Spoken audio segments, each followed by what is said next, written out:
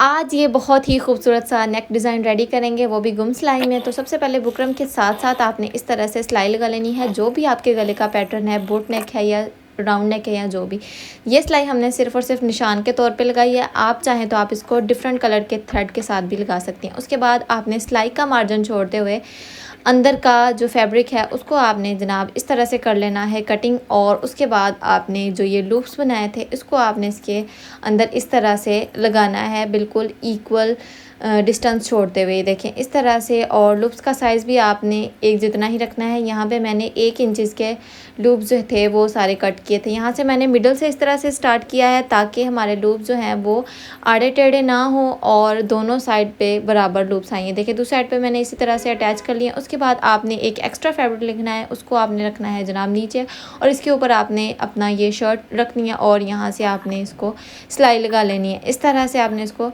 सिलाई लगा लेनी है। और जनाब सिलाई लगाने के बाद आपने इसके अंदर का फैब्रिक जो है वो भी कट कर देना है। और कट करने के बाद आपने इसको टर्न कर लेना है और इसको जनाब आपने कर लेनी है हेमिंग। तो ये देखिए कितना खूबसूरत और नीट हमारा गला बन के रेडी हो गया, बिल्कुल सफाई के साथ गुम में। आई होप आपको आज की वीडियो अच्छी लगी होगी।